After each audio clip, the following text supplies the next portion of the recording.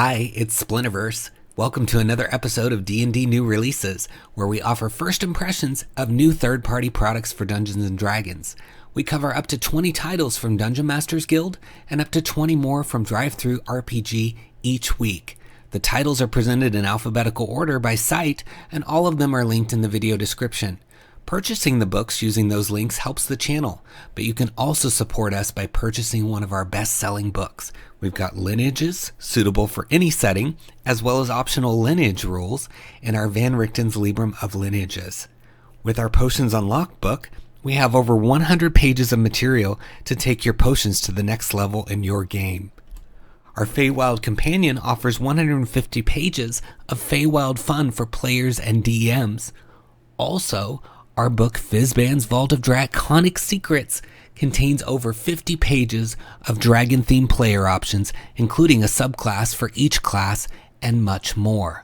Please support the channel by purchasing our books using the links in the video description. Before we jump into the new releases, I want to share a sneak peek of our brand new book premiering Monday, May 16th, 2022 on DriveThruRPG. It's called Swarms of the Multiverse, and you can see by this cover it's going to be action-packed, lots of swarm fun waiting for you inside as we take swarms to the next level. You've got over 70 brand new creatures inside this book and associated swarms for them. So some of them swarm together, some summon swarms, some create swarms. We've taken an in-depth look and deconstructed all of the existing 5th edition swarms and their original creatures so we can figure out exactly what makes them tick and then build it back together and give you some awesome swarms to unleash upon your players. And these aren't just identical to the base creatures. We found ways to make the swarms a little distinct so that you can surprise your players. Maybe they faced an individual creature and then they're going to go up against a swarm, and something might be a little different about that swarm. Because we didn't just want to make different stat blocks. We wanted to look at exactly why in the lore the creature would swarm. So very detailed. We even have some unique swarm mechanics like you see here in the lower left. That's the crystal gestalt, which is this massive giant that comes together from various individual crystal assemblers. So lots of techniques to bring these things together. We've got moths that make predictions and visions for the players. We've got lizards that come together and form exact duplicates of humanoids. And you can see swarms of the Lost Book down there where they do different things based on the contents of their pages. So if they're fiction, they do one thing. If they're necromancy, they do another thing. Very, very cool, fun creatures waiting for you inside these pages. And there's over 70 of them with love and care from a diverse group of creators.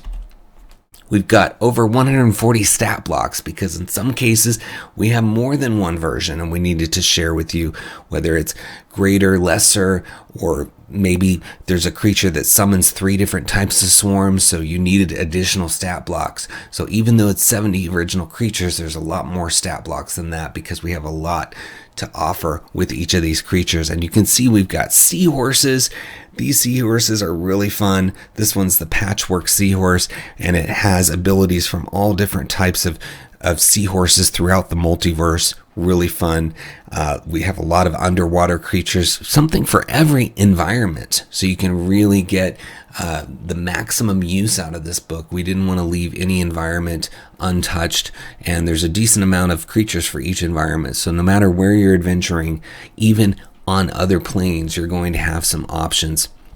And you can see a little bit of the alchemic ooze there on the right, and that creature turns things to gold, so it's really, really fun. And we range from CR 0 all the way up to 30, so also giving you options there in terms of challenge. And adding a little bit more into the multiversal side of the book, we've got 4 new demiplanes, and you can see some of the beautiful artwork for those here.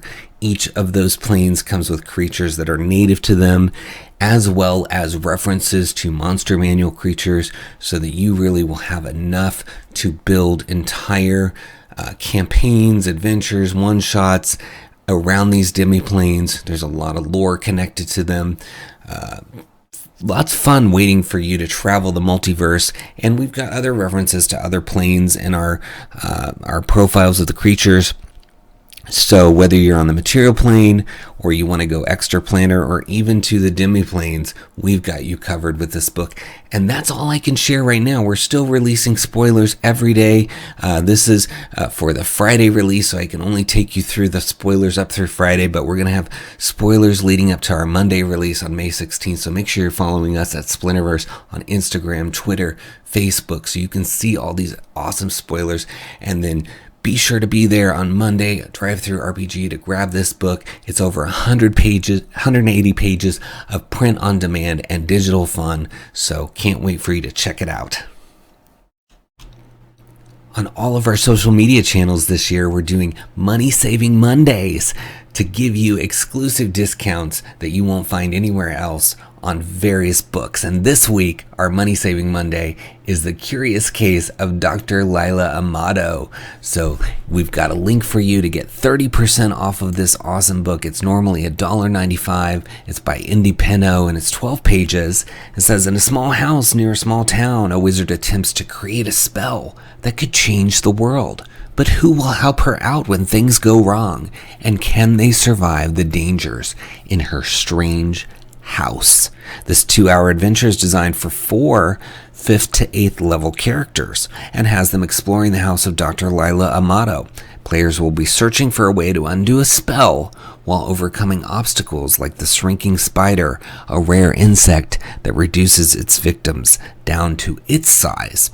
So lots of fun stuff happening here. I love the notion that there's this spell gone wrong, and that's causing some challenges, and then you've got this house with various rooms that are dangerous, like the shrinking spider that's going to reduce you to its size. I mean, just a lot of story potential and interesting stuff happening in the story. So let's take a look inside. So you get to see 10 of those pages, so almost the whole book, in the preview, which is awesome. So you can really read through, see if it's going to work for you. But I mean, you can see there's maps of this house that you can reuse for other things. You've got your creature stat blocks. You've got magic item, the manual of clay golems, and Lila's note here.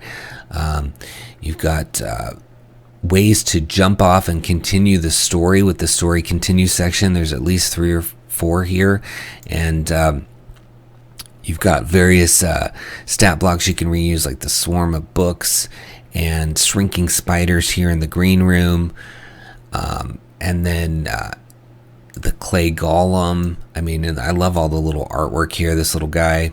So let's look at some of the adventure hooks. So they give you 3 of them. It says, missing correspondence. A notable figure from the character's past has asked them to check in on Dr. Amato. It's been several weeks since she was last seen, or has last sent a letter, and they are beginning to worry. So that makes sense why they would engage with this doctor here. Collapsed well. The local townsfolk are suffering from a lack of clean water. Their main well has caved in on itself, and they're struggling to fix it. Usually, they rely on Lila during times like this, but she is nowhere to be found. So I like that too, because that introduces the village, gives you an initial problem that leads to the bigger problem, right? So very cool. And that's just 2 of the adventure hooks in here. But let's take a look at this green room down here and read a little bit about that. So this room contains a large number of potted plants of various sizes. Although the rest of the house is kept clean, the ceiling and corners of this room are covered in spider webs. Lila managed to collect a rare breed of shrinking spiders that are able to change the size of objects and creatures around them. These spiders are usually kept in a glass terrarium in one of the shelves in this room. While cleaning, Mr. Roxby knocked over their habitat and the spiders were let loose. The spiders use their innate shrinking ability to easily capture prey. And then there's a whole list here, which is really cool, of things that you can find by doing perception checks, investigation, or even just looking around, which I find really helpful. Not everybody's favorite thing about D&D is combat, right? So having this blend of exploration of the room and combat, I think is really nice. And so then you get to the stat block. It's a CR2 for the shrinking spiders, and they've got this ability called Reduce, where they have the dimensions of the creature and reduce its size category by 1, and then it's got some bites and webs and other things that it does, so that could be really fun.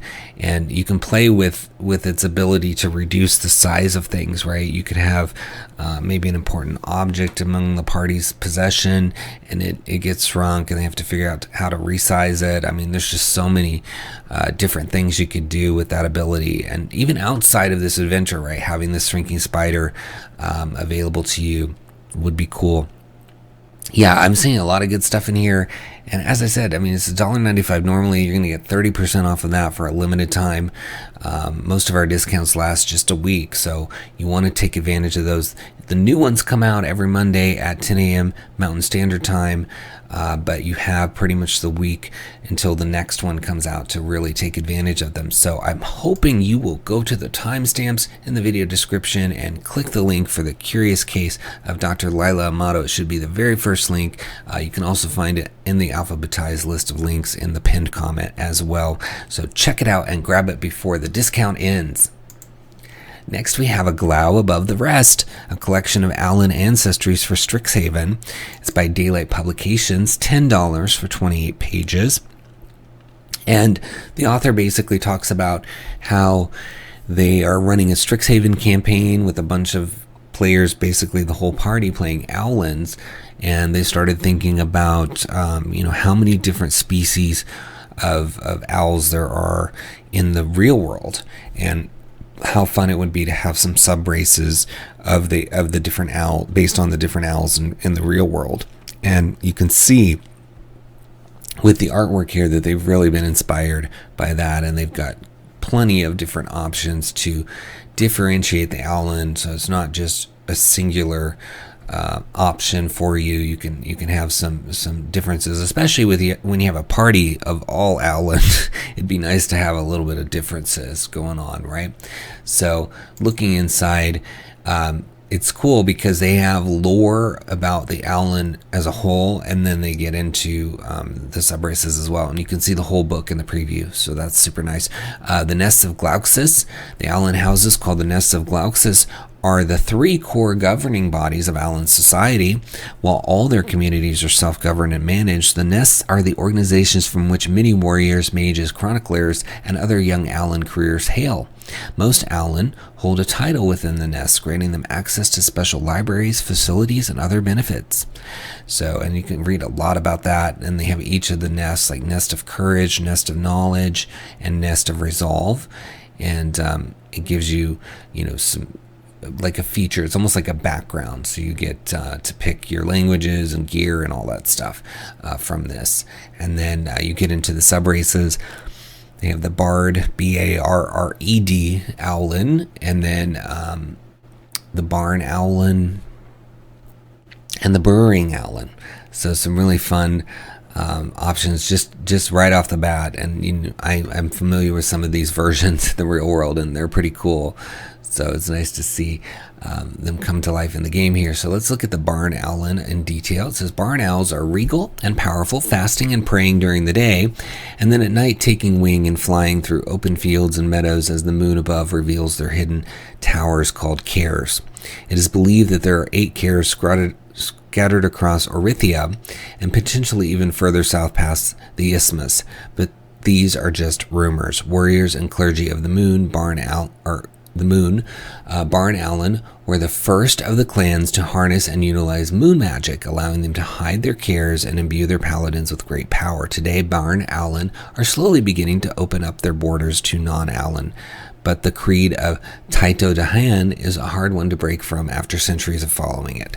And then, they have their age, size, and then their various traits, including something called Screech of Fear. Your raspy screech is unlike most owlins' hoot and drives fear into the hearts of others. Once per long rest, you may unleash your screech in a 15-foot cone.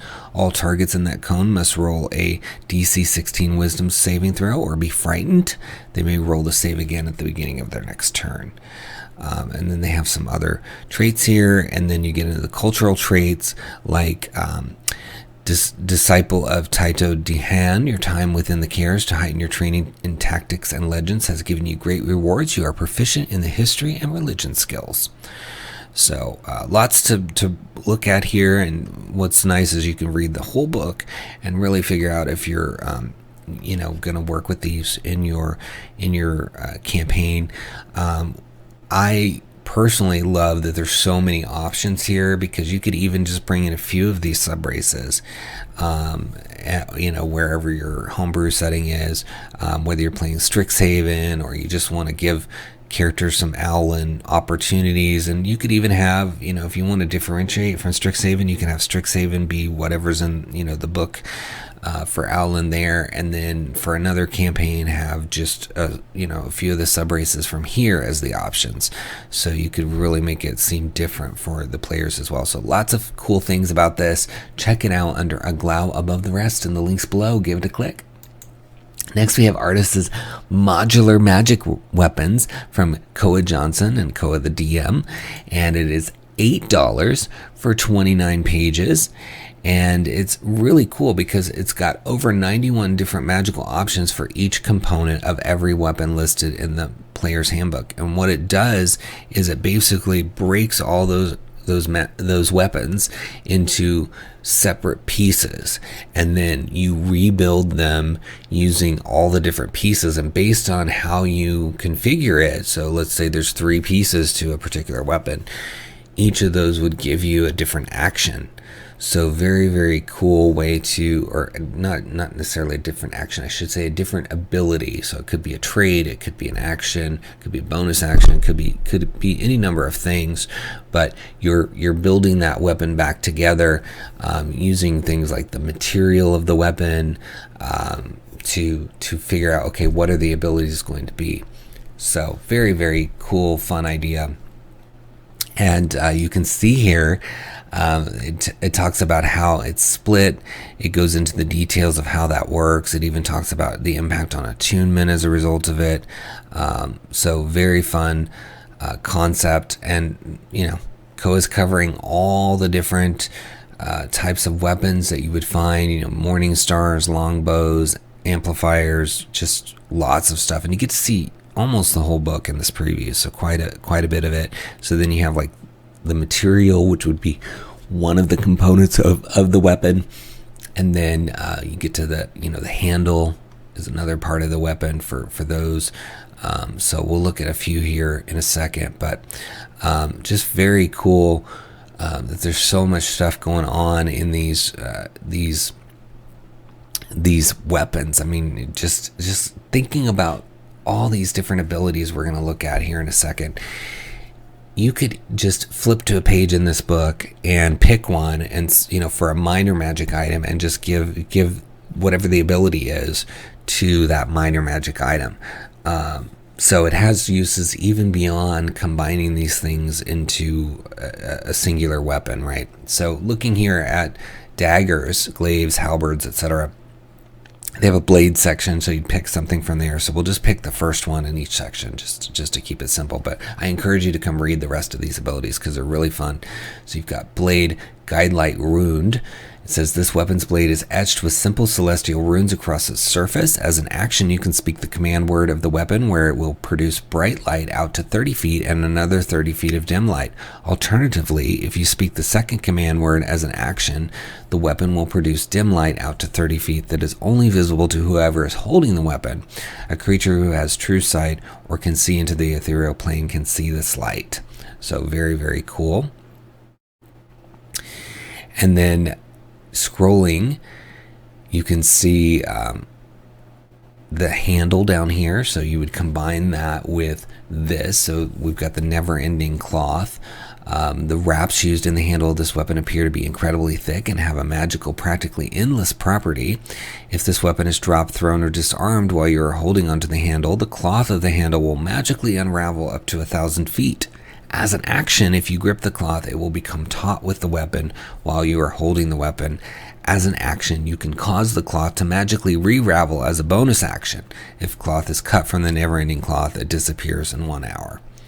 So two abilities coming together. So you would have this unraveling cloth along with your your light ability, the ability to cast bright light out to 30 feet if you combine those two together.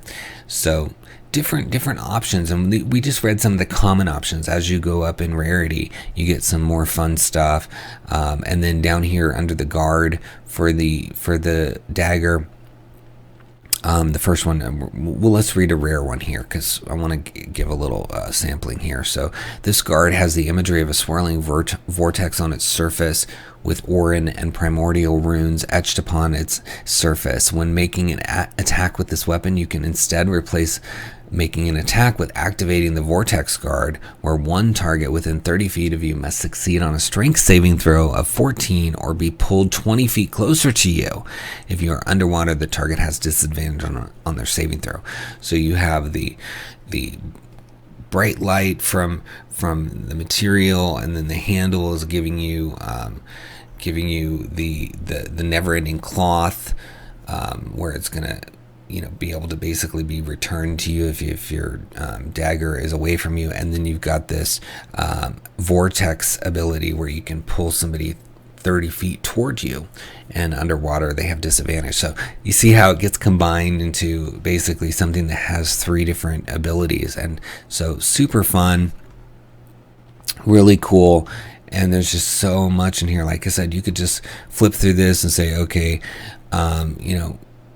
randomly, drop, if you print it, you could just drop a coin on the page, and wherever it lands is the ability or whatever for a random magic item, if you need one in a hurry. Or you could carefully craft one, or you could let the players craft them. So just lots and lots of options, and it's $8 to give you all of this goodness. So I encourage you to look for it and give it a click in the links below under Artos' modular magic weapons. Next, we have Beast Heroes, 5 animal-themed subclasses from ERF Jordan, $249 for 6 pages. And you've got 5 different animal-themed subclasses, which is really fun for anybody who is a fan of animals, wants to bring some more animal flair to their game, whether it's a campaign themed around that, or you just have a character that you think would benefit from some animal ties. So you've got the College of Feathers for the Bard, which is a singer with the agility and grace of a songbird. The Circle of the Chosen for Druids, which is specializing in transforming into a single, more powerful beast. And then you've got the Wolf Warrior for the Fighter, the Way of the Octopus for the Monk, and the Beast Patron for the Warlock, which can summon spectral beasts to hunt on their behalf. So all of these sound really fun. The Way of the Octopus Monk, I mean, it's an aquatic martial artist with spectral tendrils of ki, so I could see where that would be really interesting to play. So really cool, and ERF Jordan always does a great job with subclasses, so it's really interesting to see all the different ideas here from ERF.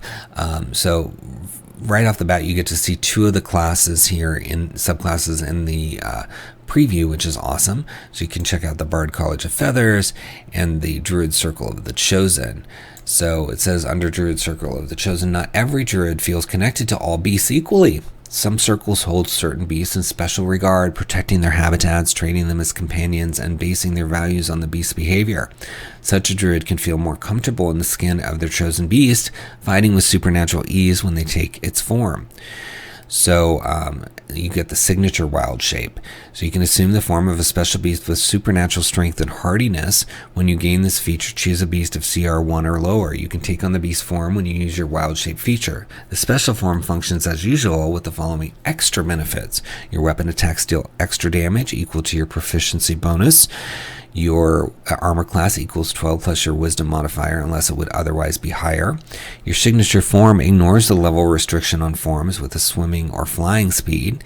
Each time you gain a level in this class, you can choose a different beast as your special form. At 6th level, your signature form improves. When you choose your signature form, you can select a beast whose CR is up to 1/3 of your druid level, rounded down. So you're getting to advance the CR availability of your wild shape, as well as some additional powers, and that's just the 2nd and 6th level. There's some additional stuff you get. Attacks count as magical for the purposes of overcoming resistance and immunity. And then when you end your signature wild shape early, you gain temporary hit points equal to the remaining hit points of your beast form. So that's cool. And then you can also get resistance to bludgeoning, piercing, and slashing while in your signature form. So some fun stuff on offer. And that's just one of many of these really cool animal-themed subclasses. Very well written. I always like ERF's writing. It's so easy to read. So check it out under Beast Heroes in the links below. Give it a click.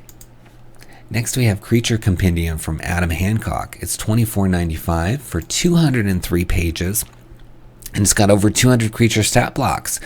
And these are mostly conversions from 3rd and 4th edition. So you're getting 35 undead, 6 dragons, 5 giants, etc. And you can see tons and tons of creatures, everything from Abrian all the way up to putrescent zombie. And having worked on a monster book, it is really painstaking because you have so many stats in these stat blocks that you got to make sure they're right. You don't want to ruin anybody's fun by having it be wrong. So 200 of them, that's a lot.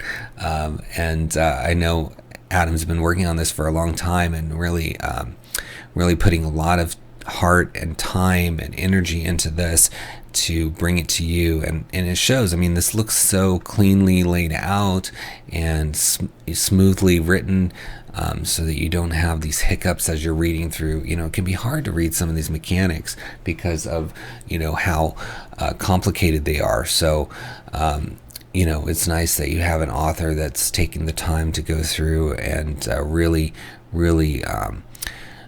make sure it's nice and clean and easy to read. So I'm going to just scroll through here. You get to see 50 of the 203 pages, and there's so much really cool artwork in here. You got the bear hound, you've got beetles. Yeah, you can really enjoy this. There's an ultimate tyrant beholder, blood ape. I mean, I could just go on and on. I want you to come here and look at this for yourself, but just some fun creatures. I really like all the different options in here. I think you can have a lot of fun, especially there's so many different creature types. So let's take a look here at the air weird. It says air weirds are rare elementals strongly tied to the elemental plane of air. When not on its native plane, its form is tethered to a portal that leads there. An air weird looks like a phantasmal translucent figure of shifting steam. Its eyes are points of light, and any hair it has appears to billow. The lower part of the weird is a filament of fog that trails to its portal. Air weirds dwell in large currents of the purest air at least 20 feet across and 40 feet deep. The current is contained and rests on a flat surface such as a floor, wall, or ceiling. The surface contains a portal to the elemental plane of air from which the air weird can summon elementals.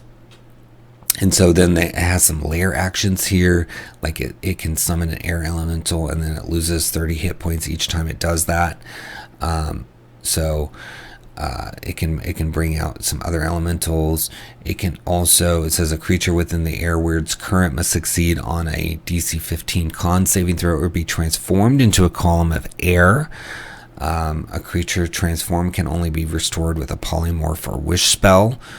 And then a creature that has no flying speed and is within the air weird's current is forcibly expelled from the current by the shortest route, taking 1d10 force damage per 5 feet traveled.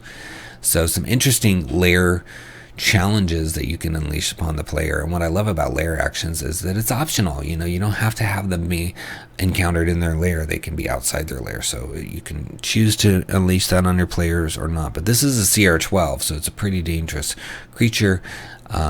It's got spell casting. It's got an air form where it can enter a hostile creature space and stop there. And it's got slam and some other cool stuff that it can do. And that's just one of the many creatures in here. And, maybe you have a player that is missing some creatures from older editions. It's like, oh, remember that battle we had against the Blood Ape? And they've been, wishing that one of these creatures would come back. And so now you can surprise them with this book by, bringing back much of these fun creatures that they miss into the current 5th edition, and it's just so well put together. So great job, Adam, on this. You should check it out in the links below under Creature Compendium. Give it a click. Next, we have the Endless Dungeon from Game Masters, and it is $0 suggested price and 11 pages. I would encourage you to pay something to support the creator. Game Masters has an awesome YouTube channel. You should also check that out. Lots of content every day, something coming out from Game Masters, and it's always something interesting. So you want to make sure you give Game Masters a subscription. But the description of this book says, sometimes you just don't have anything planned and the players just want a hack and slash session. The Endless Dungeon is designed for exactly that. It makes minimal preparation. It takes minimal preparation, but is designed to be scaled with your party, allowing the DM to adjust it to make it super easy or insane for the players. Treasure can be found, but the focus is mainly on thwarting the denizens and monsters within, and there just may be a trap or 3. So you get dungeon prep sheets and maps and some existing tables already filled in to help you kind of see how it works. So looking inside, it says each level of the Endless Dungeon has the exact same layout. However, the contents of each level will be randomly determined using the various tables listed, or you can populate it however you want. There's sample tables used to run it, but the map itself has a stairwell that will lead players into the dungeon, but if they attempt to go back up the stairs, they simply find themselves on a new level. So stairs can also go down, and that's what's cool, is like, if you look, I'll scroll quickly to the end, but and let me zoom out so you can see, but here's the, steps in and out, and there's different things in here, sarcophagus, piles of gold, etc., but and then another version. And you can just reuse these over and over, have them jump from one to the other, or create your own variations of these. But the idea is that you're kind of stuck in a loop and that there's different rooms and different things to encounter. So you could literally take, pluck creatures from anywhere and throw them into these different rooms and just test the party. You can even use this. I think this would be a really good way to test something, like play test something, is just use this and stage it in the different rooms. You could put each creature that you want to play test in different rooms or whatever, right? So really fun concept. But let's go back up here and zoom in so you can see kind of how the book is set up. So it's got, you can roll for the level difficulty. You can roll for the level condition, the monster trap. You can also see that, room 1 equals 1 chest, room 2 equals 1 chest, etc. And this gives you kind of a guide of what's standard all the time. But here's where you get your difficulty if you want to have an easy encounter, no encounter, medium encounter, etc. And then the level conditions, whether there's wind gusts or stench or fog, etc. Then you got your monsters or traps. And then here's the room trap table, and then Game Masters has given you a list of like easy monster encounters or medium or hard, so that you can just quickly go to that. And they're based on CR3, so you could basically pick probably almost any CR3 or almost any CR5, etc. For these little, easy, medium, or hard. And presumably anything lower than CR3 is also considered easy, right? And so then maybe anything between CR3 and CR5 would be medium, and then same with between 5 and 8. And then you could go beyond that and make it even harder. We got chest table here. It tells you how to figure out the chest content. But these, again, all of the options in these tables are the ones filled in by Game Masters. And what they're encouraging you to do is fill out your own version, because down here they give you blank versions, so you can add your own monsters or whatever, right? Or you could have just, maybe you roll something like you flip a coin to figure out which of the tables, whether it's going to be your table or the one game master is provided, right? So that gives you additional, if it's a 20 item table, that really gives you 40 items, because first you flip that coin, and tails is game master's table, heads is your table, and so you've doubled your options, right? So really cool. I love the concept of this, of going back and forth and being stuck in a loop, and the ability to use it to play test or to just try out different things, and mix it all together. You could just come up with a story reason why all this stuff got shoved into this endless dungeon, because it could be stuff that you normally don't find in the material plane, right? So really fun concept for free. Right? This is for free. I would pay something to encourage game masters to keep providing such awesome material, but very, very cool. And it is located in the links below under Endless Dungeon. Give it a click. Next we have Dungeons from Kristen Chrismunson. It's $1.99 for 18 pages. It says, hello, brave adventurer. Stocked up on healing potions? Great. Got your sword and shield ready? Awesome. Still feeling brave? No? Too bad. So it's a PDF full of adventuring goodness in the form of crypt-themed dungeons to explore. Each of these dungeons fits on 2 pages with the map and everything, so you don't have to flip through multiple pages to keep track. These are pretty much setting agnostic and fit into any campaign, and you've got 5 different ones, including a warlord's tomb, where mighty undead menaces await you, and then you've got the priest's mausoleum, which is the rest of an old adventurer is disturbed by intruders, and even a wizard's tomb, where the wizard Rixius wanted a monument to himself, and over the years it has changed and become dangerous. So you can see that each of these has a really cool isometric map where every single room has a number, so you can then find out what is going on in those rooms, and then you can reuse these, create your own situations later. But I love that you're getting all of these maps with everything documented for you, and then you're getting 5 new monsters, or 6 new monsters as well, including the Vendertron, the Tomb Horror, the Gardo bot, the Announcement bot, and a Kobold leader. So a lot on offer here. There's no full-size preview, but we can just click through so you can kind of see how it works out. So here's the Warlord's Tomb, and then you get to the 3 stones, etc. And so you can see how everything, if you just open it to a spread like this, you have everything you need in one place, so you can run it without having to do too much. You might have to look up at the players, etc., but you don't have to flip through the book 100 times just trying to find everything. So very, very cool. And it's under Dungeons in the links below. So go down there, look for it, and give it a click. Next we have Misein, a new class for D&D. It's from the original Orators, Grapes, and Reese Pesta. It's $1.95 suggested price for 8 pages.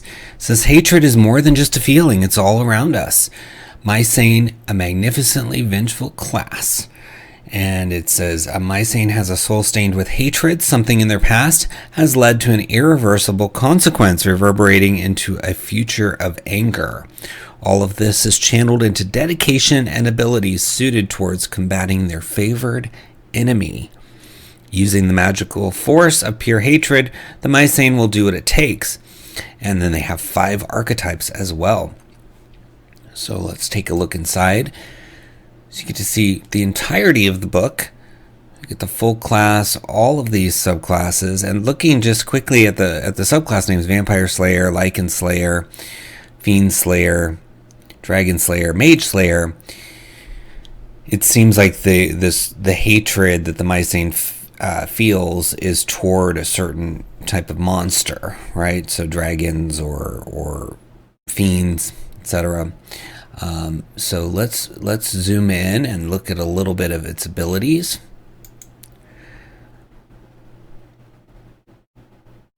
So starting at 2nd level, your devotion to destroying your enemies allows you to harness the magical energy of hatred. Your access to this energy is represented by a number of hatred points. You start with 2 hatred points and gain 1 additional point each level to a maximum of 20 at level 20.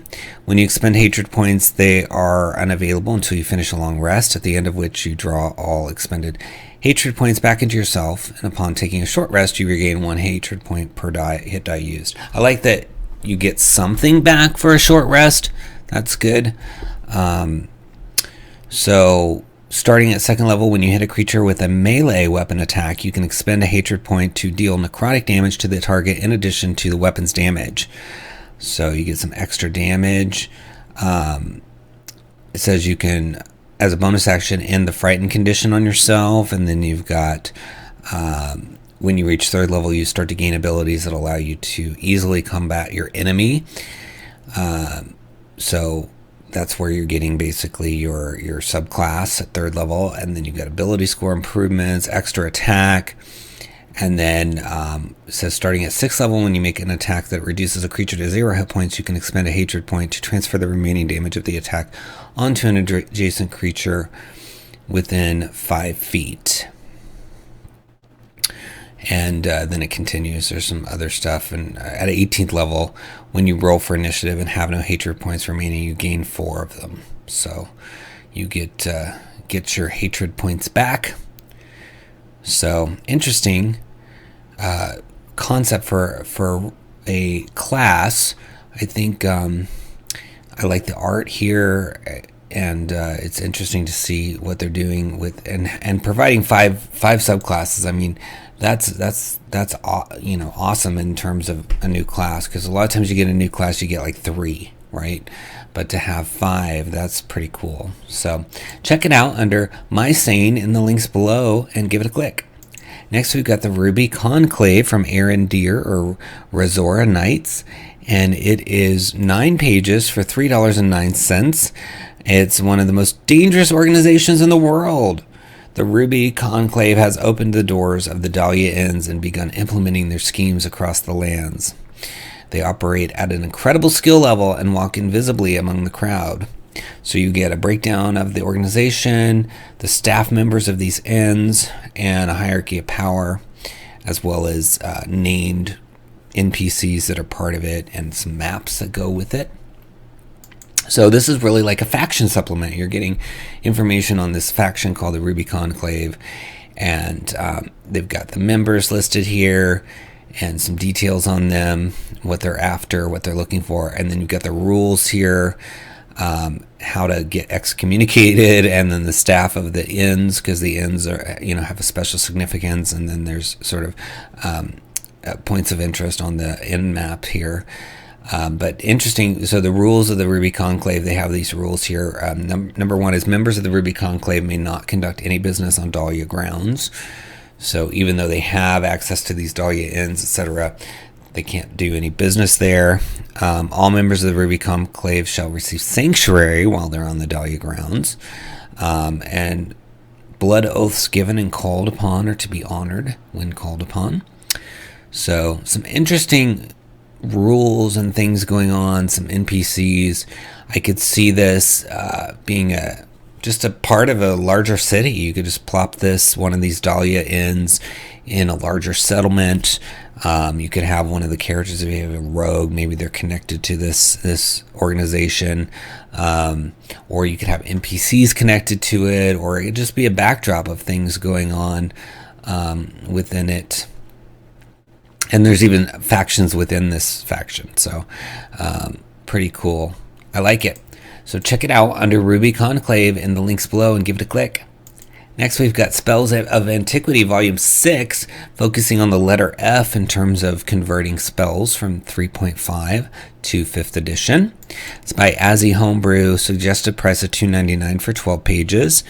And we've looked at previous volumes, and basically they're just converting older spells, ranging from level 0 to 8 in this particular case. And you can see the classes listed here, including Artificer for some, which, Artificer didn't exist in 3.5, so Artificer is being added to some of these, which I think is nice.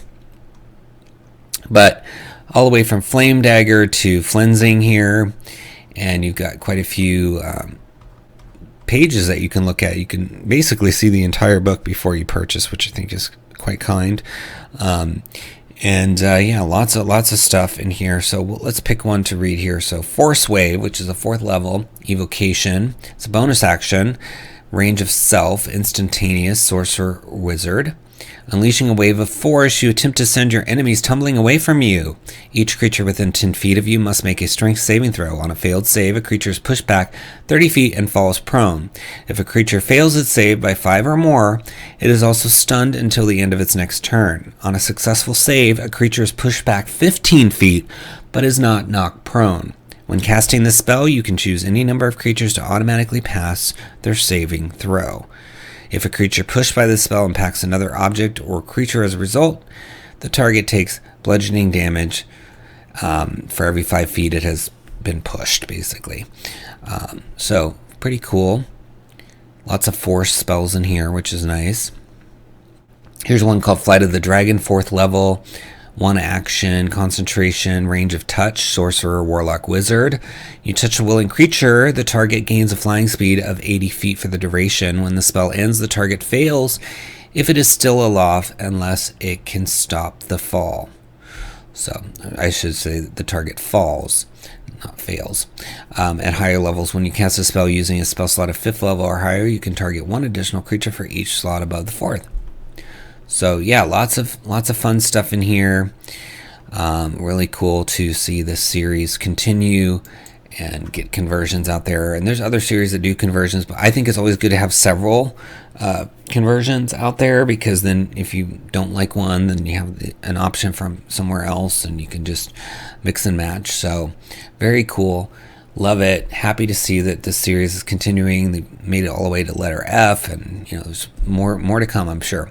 So check it out under Spells of Antiquity 6 in the links below. Give it a click. Witchlight for the combat starved. Yawn. So Matthew J. Allen has continued this series looking at ways to bring combat to Wild Beyond the Witchlight. As you know, Wild Beyond the Witchlight famously focused on giving players the option to resolve things without combat for a change. So you may have some players that are like really big combat fans. They want combat, they need combat, and maybe you haven't run Wild Beyond the Witchlight because they're just too interested in combat and you think they're not going to enjoy it, even though I know it's a fun adventure, and that they should give it a try. But this series really is cool because it gives you ways to, without completely derailing what's going on in the module, ways to have these like little small encounters and side quests that can give some combat. So it's not like, oh, why did we pick all these powers that we can't use very much, So I like that. And it's $8 for the 30 pages. And it says it's the final installment. So it's it. You get the final 8 combat preferable random encounters to add to chapter 4, including a purple worm with googly eyes, dueling piano ogres, Etten Riddlebridge, and a troll tea party. So these are all, like, throughout the series, they've been very whimsical, which I really appreciate, because Wild Beyond the Witchlight is very whimsical as well. And then you've got some side quests. Then there's some new NPCs, magic items, riddles, etc. Things like the monocle of deep secrets, or the tuning fork of perfect pitch, or the pendant of Ort. And these can be used elsewhere. They don't have to be part of Witchlight, right? You can pluck these out of this book and put them into some sort of homebrew situation or another module. So nice that you're getting some extra stuff like that. And I will call your attention to, now that the series is done, Matthew has created some bundles where you can get all of those combat starved options for all three of those, as well as the Carnival Games book as a bundle, or you can just get the combat starved books together as a bundle. So if you click our link, you can just scroll down and get the bundle access as well. So really, really cool. Let's look inside. So you've got all these different ones. They've got Bullet with the butterfly wings, Dire Mountain Goats, Gift Munition Squad, Starspawn Prophets of the Zathras. Some really fun titles, just even the names, which is, to me, that's always exciting when you have somebody writing encounters and the names alone generate excitement. That shows that somebody has creativity, talent, etc. So I love that. And I mean, Dire Mountain Goats, you don't even need to come up with a funny name for that, because it's just such a interesting pairing to think about a dire mountain goat. So yeah, here's your stat block. It's a CR2 for the dire mountain goat. And the dueling piano ogres, that sounds fun. We'll look at that in a second. Etten Riddle Bridge. I mean, you get to see pretty much a good chunk here, seven of those 30 pages. But I think it's a good, successful chunk of material to go through here. So it says, dueling piano ogres. High in the mountains of 𝘽, there are artists whose wit and cunning are easily matched. It wouldn't take much, really. They try, though, and there is something respectable about how they never seem to give up. In this encounter, the party will face off against 3 violent piano-toting ogres, Jerry, Joel, and Elton. These ogres travel everywhere with upright pianos strapped to their backs so they can break into song with full piano accompaniment at a moment's notice. So Jerry, Joel, and Elton, those names sound familiar. Maybe some famous artists that play piano, perhaps? While these 3 piano-playing ogres have agreed to travel together, they cannot seem to agree on much of anything else. They can never agree who takes the harmony and who takes the melody when they sing together, which keys are the correct ones for certain favorite standards, or what to call their trio. There is one thing they do agree on, however. No one else is allowed to criticize their performance. They fly into frothing rages if someone should utter even the slightest comment. Makes no difference if the critic is unfailingly polite and courteous. These ogres cannot take criticism, and they respond with murderous fury. So, pretty cool. And you can have it anywhere. You can use the piano ogre stat block. And here's some patrons that could be like listening to the music from this trio, which is pretty cool. I love that they have this little table here. So really fun stuff, whimsical, goes right along, fits seamlessly in with WoW Beyond the Witchlight. There have been some really great supplements for WoW Beyond the Witchlight, and I think this is one of them. So check it out under Witchlight for the Combat Starved Yawn in the links below, and give it a click. Next we have Yokai, an Adventurer's Guide Part 2. And it's by John Beardify. It suggests a price of $5.27, and it is the second volume in a series on the yokai, which is Japanese spirits of the mountain and forest brought to life for 5th edition. You can challenge your players with unique mechanics and supernatural powers of Tengu, Kotengu, and Dai-Tengu. Become a Way of the Wilderness Yamabushi monk by studying Tengu martial arts. You can discover mass fighting whip wraps, spell storing gourds, and other Tengu magic items. So really fun. You know, you could use this for Karatura or just to bring some Japanese flair to your homebrew campaign. And there's some beautiful public domain art in here that goes along with all of this stuff. You get to see pretty much the whole book here in the preview. So it says, Tengu, these mysterious forest spirits, practice disciplines that often seem bizarre or savage to other beings. Tengu live in harmony with the deep wilderness, which they protect fiercely using martial arts and druidic magic. Tengu are known for kidnapping people for their own purposes, which can range from whimsical to gruesome. Those who disturb the Tengu may find themselves battered by hail, transformed into a beast, or even eaten alive. So you've got these fun abilities. They've got Spirit Away, so they can quickly teleport away. They've got a Flurry of Claws, one with the Wind, where they can communicate with beasts and plants as if they shared a language, etc. So yeah, the Kotengo is just a different variation. It says it grows in power and malice and transforms into a Kotengo. So it starts as a Tengu and becomes a Kotengo. These mighty woodland spirits are jealous guardians of their wilderness domains and often view humanoids the way that cats view mice, pathetic intruders to be eaten or tormented for sport. So very cool. And then it can become a Dai-Tengu. So this is a challenge rating 7, and then Dai-Tengu is 18, right? So you got legendary actions, and then you get into the Way of the Wilderness, which is the monk subclass, as well as a bunch of items down here. And there's one called the Spell Gourd. It says, Tengu often use magical gourds to store spells. A creature can use this action to open a spell gourd. It chooses the target of the spell inside the gourd, but uses the original caster's spellcasting ability and save DC. If the gourd is empty, a creature's creature that succeeds on a saving throw against a spell while holding it can use its reaction to trap that spell inside, and identify spell reveals which spell is inside the spell gourd. So just one of the fun items in here. So really great opportunity to get some Japanese culture to use, some of these legends to use in your campaign. It's got a pay what you want price, so you could explore this and then come back and pay later.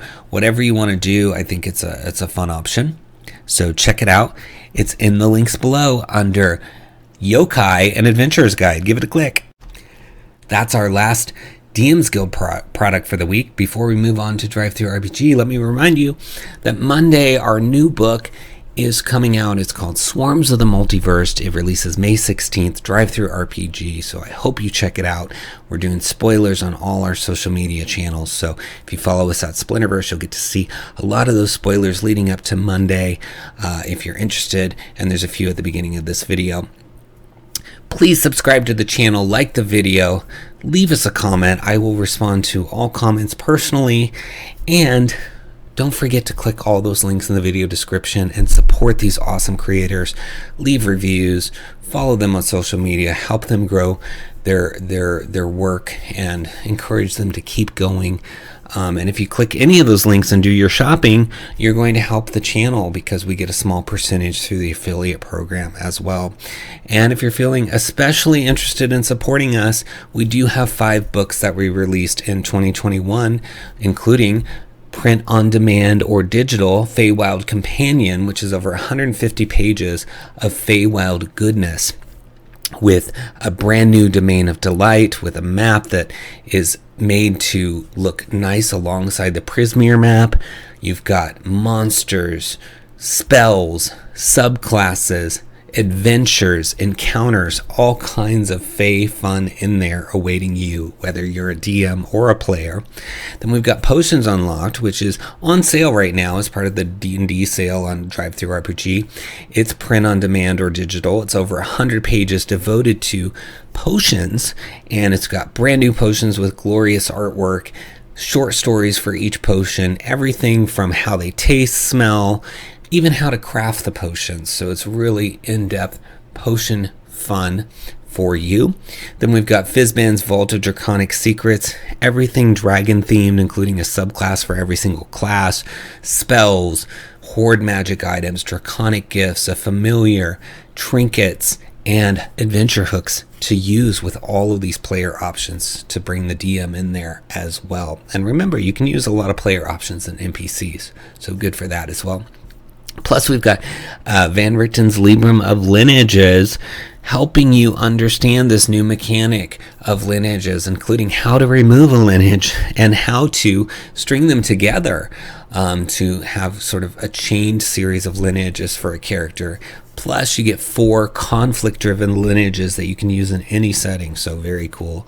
And then lastly, we have Secrets of the Draugr, which is a hybrid between the Drow and the Duergar, a brand new race that has an interesting fortune-telling method that you can actually do at the table. We talk about how to do it with props, so that if you want to do that, you can. And they've got some really fun deities that are cool as well. So check that out. All of those are linked in the video description. All right, let's go on to DriveThruRPG. Our first drive-thru title this week is 3 fantasy street fight maps for Roll20 and printing from Map Alchemists.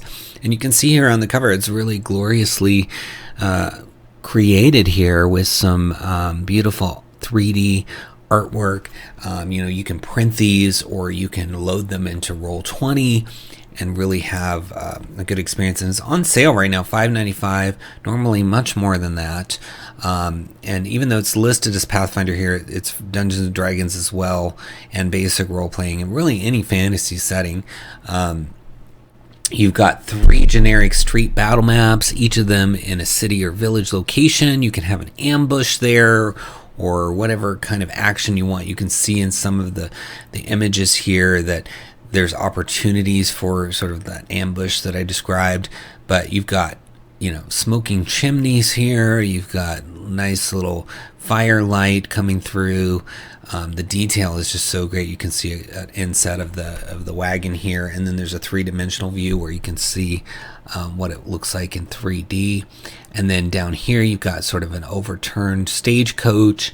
And then this is what it looks like in 3D. So that could be an ambush or just something that you pass as you're walking to the magic shop. It doesn't have to be an encounter per se, but I think it could be a fun encounter for sure.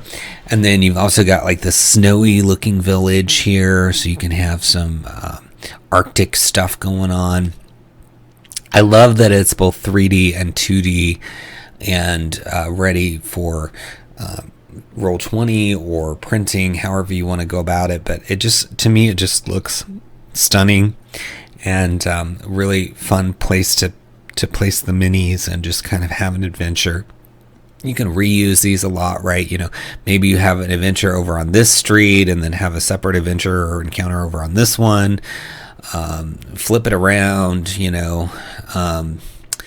all kinds of options. So you get the Winter Village Road, the Dark Back Street, and Murder Alley. So I think it's really cool. I love that it's on sale for such a low price compared to the normal amount. So you definitely want to take advantage of that and bring these colorful maps to your game. It's under 3 Fantasy Street Fight maps in the links below. Give it a click.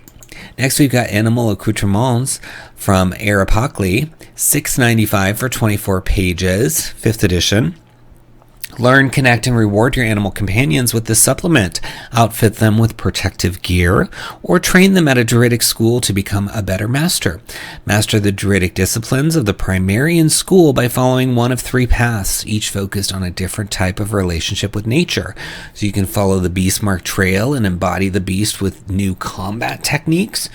You can accept the Spirit Color Trail and summon your animalistic spirit into metaphysical form, or you can walk the Wild Speaker Trail to protect, communicate with, and speak for beasts. So these kind of animal companion pathways to go down to level up your companion. Pretty cool. And then you're also getting a world of detail on this Primarian school, which I'll talk about more in a minute. You get adventure hooks, discipline boons, 24 items, including special thundering horseshoes for your mounts, cute sweaters for pets, and armors for familiars. And then there's 6 animal companions, so new beasts that you can use to gain for an animal companion or familiar, such as the angry goose, a lightning eel, or even a walrus. So really fun stuff. And I just love the playfulness of this cover. 𝘎𝙤𝙀𝙀 always does great art as well. But looking inside, one of the things that I love about this book is that there's this lore in here called the Primarian School, and it gives you quite a bit of information. It gives you history of it, the people, places of interest within the school that are really well done, and then is some suggested adventures. And what I love about it is that the school is focused on nature. So often we're seeing like these magic schools and like all these other types of schools, just a standard school, but this is focused on nature. And so I think that's a really nice counterpoint to like the Strixhaven stuff out there. You could even place this in a Strixhaven campaign as a rival school or an alternative school. I think that's really, really cool because you just don't see that very often. And it just, I don't think I've ever seen it, at least since I've been doing the show. I've seen a lot of magic schools, but nothing with the nature school. So I think that's fun. And the history, I was reading some of it, is really well done. You've got all this detailed, rich lore and these locations. So you've got the Garden of Rebirth, a 10-acre sprawl of perennial flowers, cover the burial grounds of the east side of the school. The dead feed the daisies, amaranths, and peonies above as part of the cycle of life and death. Maintained by sages who follow life, death, or rebirth, the garden serves as a place of meditation, devotion, and peace. The bodies buried here are always under the effects of a gentle repose spell. If an evil-aligned person is buried in the garden, the effect is suppressed until the body is removed. So really cool little feel, just each of these places has such a nice little feel. And then it talks about classes and how rivalries happen and events at the school, and then you've got all your adventures. So I mean, and that's not even getting to the companions or the items, right? There's just so much in here. It's just, I think, a great deal for this. So there's under the adventures, it says a mysterious spore-based sickness sweeps throughout the student body. Another one, pranksters from the Synthropia school take things a little too far and accidentally summon a tyrannosaur onto the school grounds. And it says, an unrecognizable graduate of the Primarian, twisted by the spores of the corruptor fungus, returns with an army of undead. So fun adventure hooks here. And like I said, we're only seeing 6 of the 24 pages. So you can only imagine what awaits you in the familiars section, the items section, and there's going to be beautiful layout and art as usual with Ďař stuff. So I really think you've got to check it out, and it's under Animal Accoutrements in the links below. Give it a click. Next, we have the Bourse of Vadashar from 𝘼𝙤𝙬𝙧𝙀 and Cliff Dunn. It's the latest release. They've been releasing a little supplement every week to build upon the mega continent of Xul and the free city of Vadashar, helping you kind of get used to the setting for really inexpensive prices. And you can take these places and put them in your own settings. They don't have to be in the free city of Vadashar, although it seems like a cool place. So this one is a suggested price of $1, 18 pages, and it says the Bourse of Vadashar is the premiere of their urban spaces source books, which each one will concentrate on a specific location, neighborhood, or space within the free city. And the Bourse happens to be the trade market. And fortunes are made based on the ability to transport goods to distant places, braving the vagaries of bandits, hostile monsters, and the needs of supply and demand. And it talks about how to introduce commerce in your setting. And of course there's information on the free city in here as well. But I mean, looking inside, they're going into trade goods and dealing with trade goods, and then buying and selling, and then you've got, of course, some vendors, etc., and certain locations in there. And then you've got some additional things, including the Bourse Yankees, which is a criminal gang, and even some adventure hooks. And look at how long these adventure hooks are. If I zoom out here, this is one adventure hook. So that's almost an encounter with how much material they're giving you here for the adventure hook, and I love that.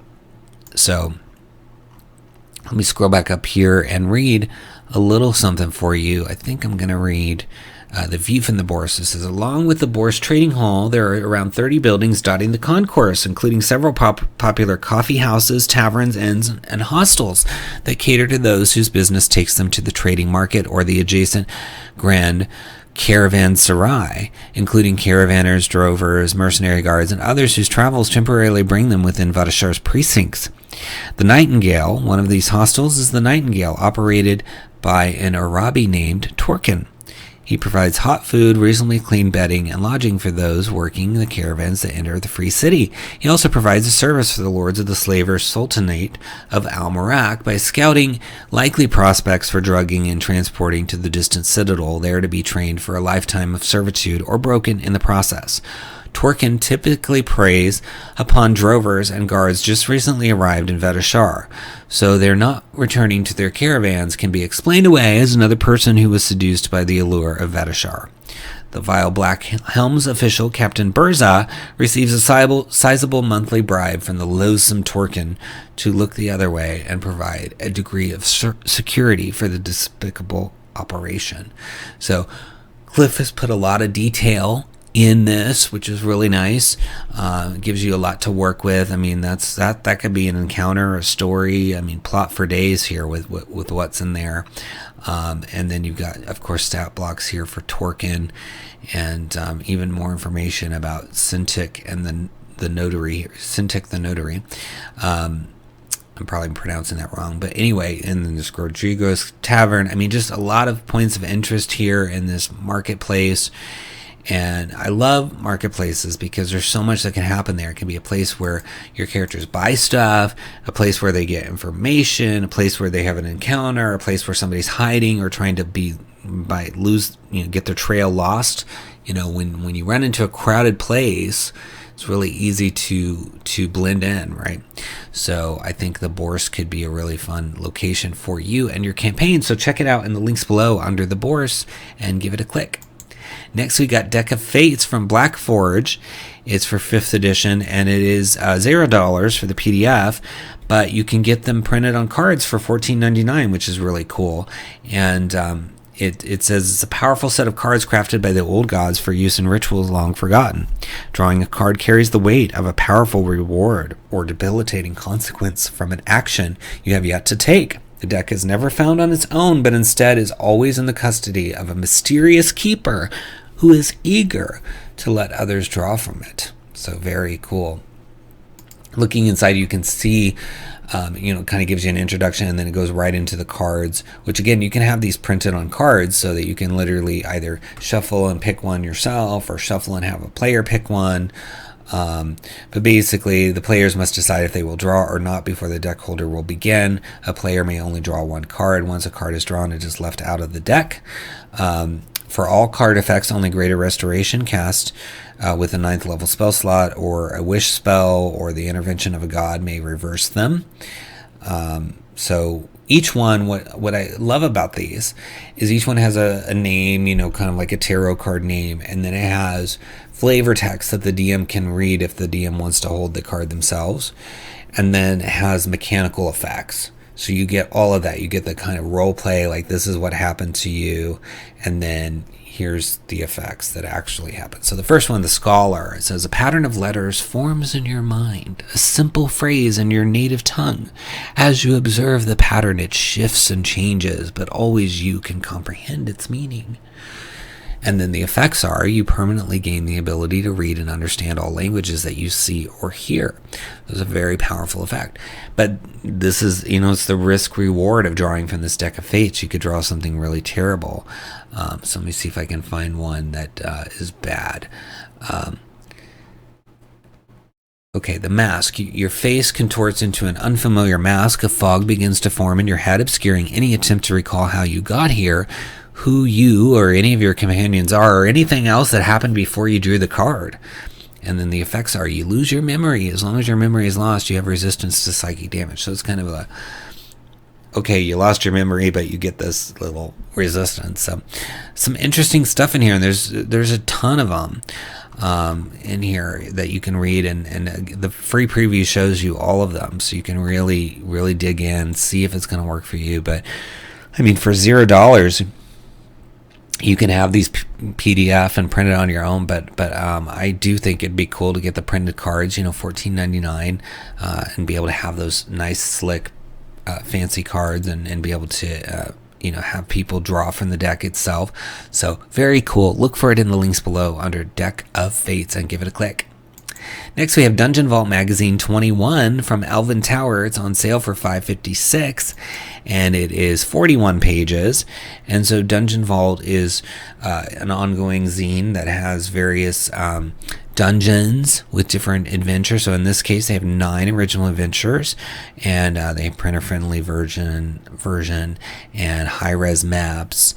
VTT versions, of course, of all the maps, etc. So I think these are always such a great value, because even if you just paid the $5.56 to get all the maps, I mean, the maps are beautiful. You could build your own stuff around it.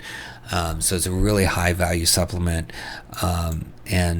Always Elven Tower does a good job making it look beautiful, easy to read. So you can see they've got even some monsters in here and items as well.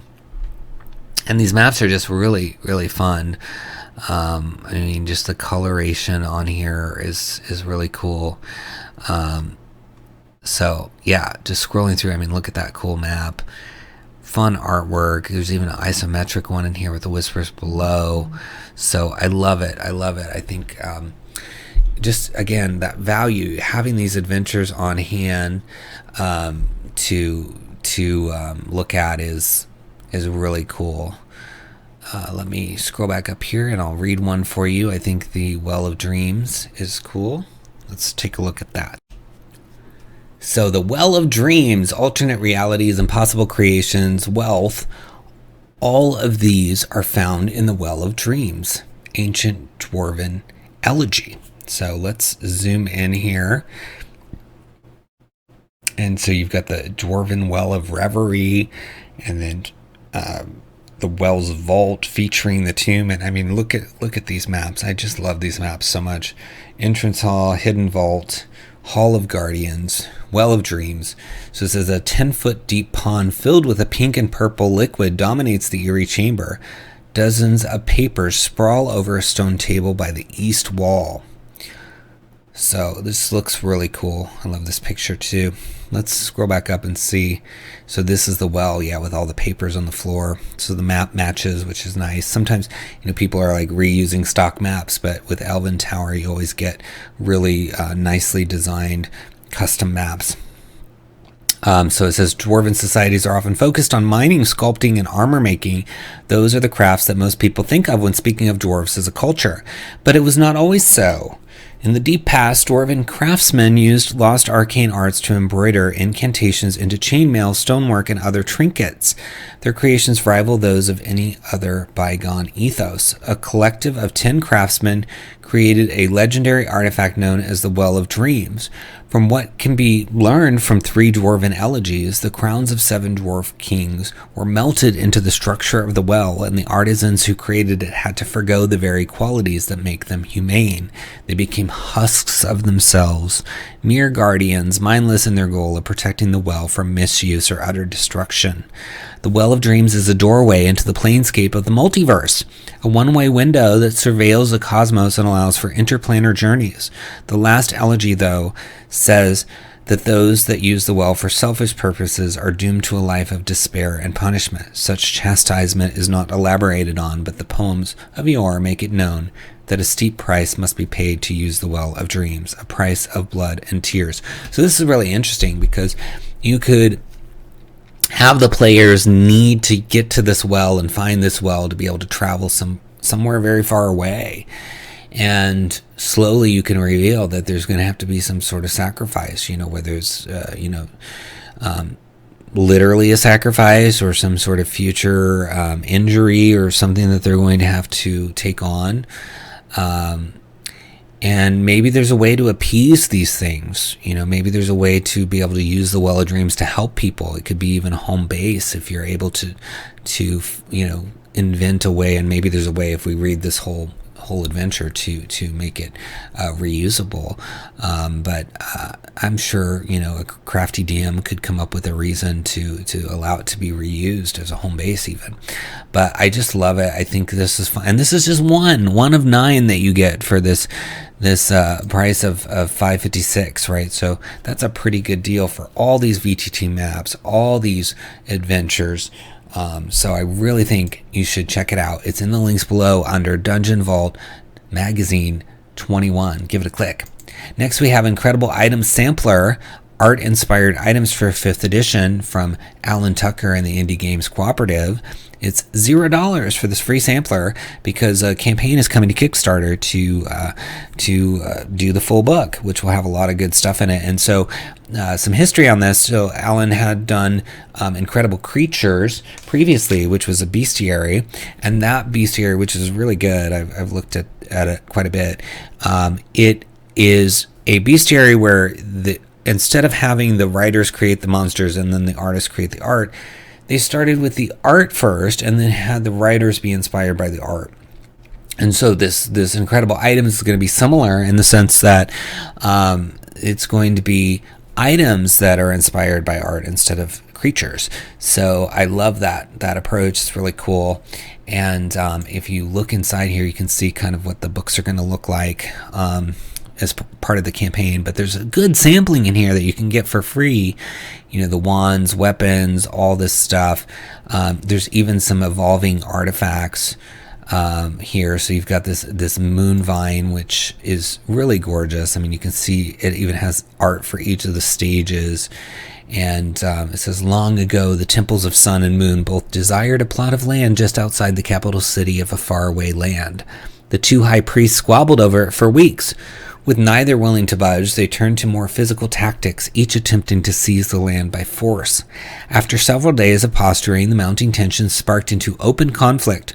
Once the dust settled, dozens lay dead or dying, much to the shock and horror of the community.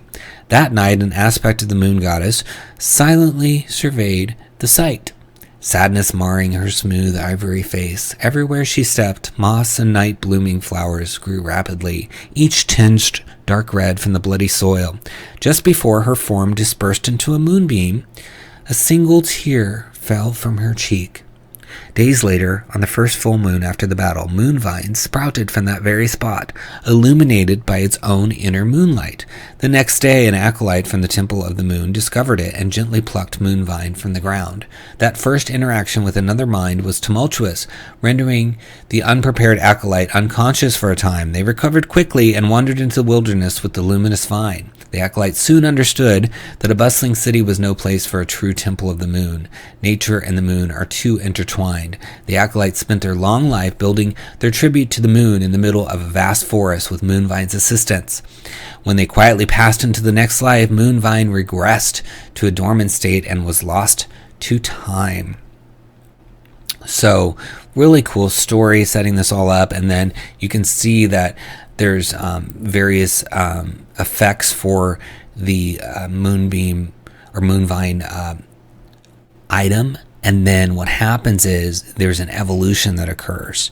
So it shows you that the item, and you have +1 to spell attack rolls, and the range of your spells is doubled if you're in Moonlight, and then you can use an action to cast Moonbeam. But then the first time a 4th level spell or higher is cast while holding it, it transforms into the Beam, which is the second stage, and it gives you new effects. And then there's an evolution to go into the 3rd stage and the 4th stage, which I think is just a really fun way to incorporate story and things happening in the game that lead to more powers for your item, and just I mean, almost like the item is a character, right? So I just think it's so fun, inventive, and this is just a free sampler, so you can imagine what awaits you in the full Kickstarter version when that comes along. So I think you should grab this for free while you can, and then pay attention. Follow Alan Tucker on social media so that you're ready for that opportunity to consider backing the campaign. I think it's really cool. So check it out under Incredible Items and the links below. Give it a click. Next, we've got Legendary Adventures Forgotten Crowns.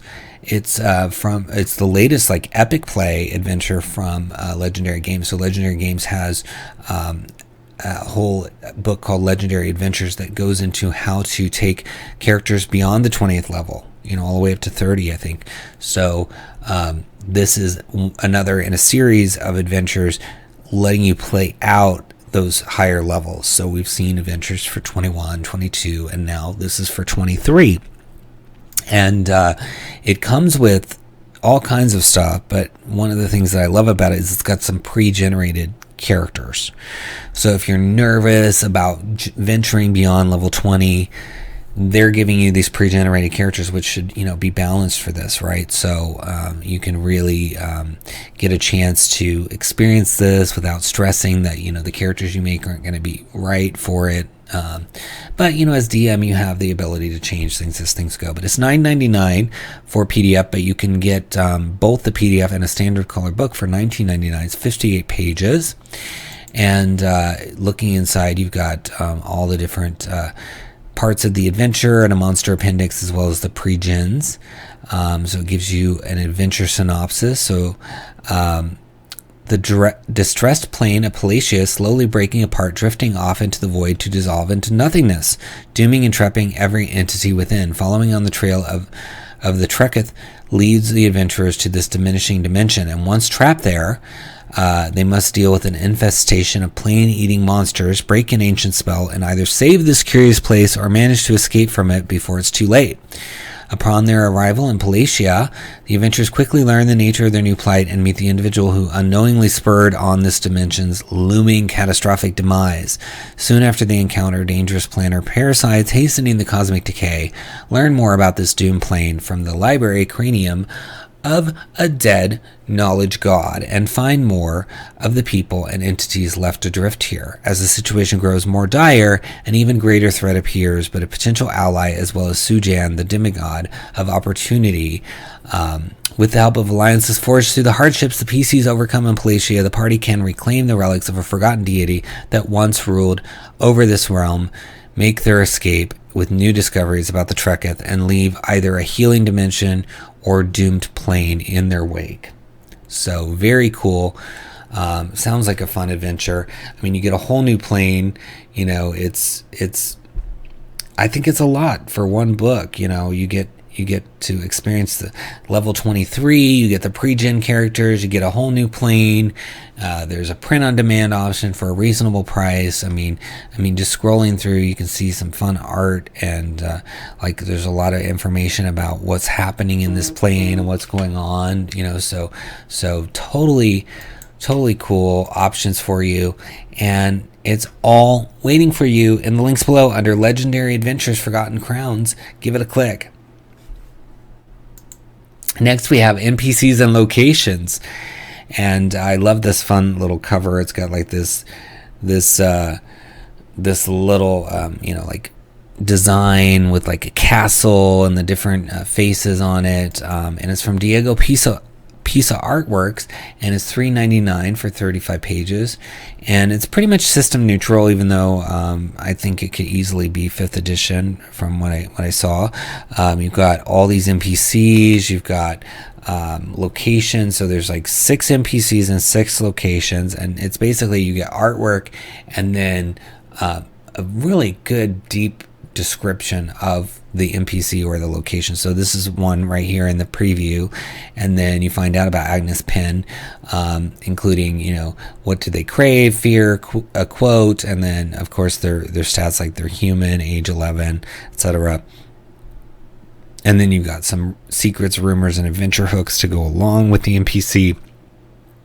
So reading about Agnes here, it says, it's hard to resist her childlike charm, which is why many fall victim to this little girl's persistent brazenness.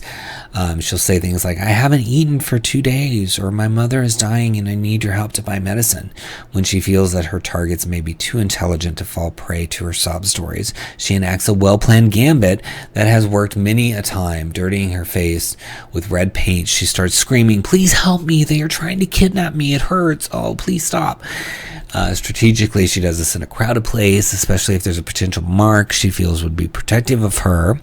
And then it goes through all of like how she responds if the mark is winning versus losing, and then that she doesn't feel guilty about it, and why she's in this state, you know, with her mother having passed away, and then some hooks. So these are really nice deep dives into these characters. You know, you get to see a second one here with Thargrot. It says Tharg is a member of a particular tradition, that of the Fergali, or simply dungeon merchants as they are best known, even if it is an understatement for all of their activities, regardless of one's species. Being a Fergali is a matter of devotion rather than a racial one. The Fergali train from childhood to carry their bastige, the weird wardrobe-like thing they carry on their backs, which start out as a simple backpack, and as they grow up becomes the actual work of art they are so proud of. So really cool. It's just nice to have such beautiful artwork and this in-depth lore for characters with their little adventure hooks. And that's not even the locations, so I'm sure the locations are equally fun. So you can see where you can just quickly, you know, use these. You know, if they're not going to combat anybody, you probably don't need the stat blocks, but you could always just use like commoner stat blocks or whatever to represent them, or like maybe a, you know, just a soldier stat block or something, right? You don't have to have all that. It's most important to have all of these story points that you can work on with these characters. So I love what Diego is up to with all of this, being an artist and writer. It looks looks great, and the writing is very clean, no typos. So very, very nice job putting all this together, as a solo creator. Love it. So check it out under NPCs and locations in the links below, and give it a click. Next, we have Old School Solo, which is designed for use for the old school essentials.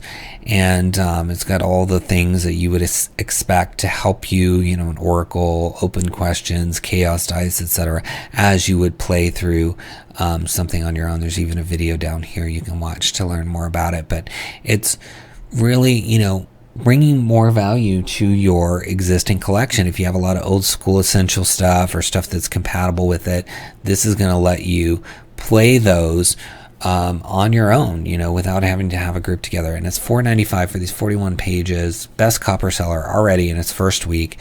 And it gives you a whole sample of play that kind of walks you through how to use the book, and then takes you right into closed questions, sample of play number 2, then open questions, how to deal with those.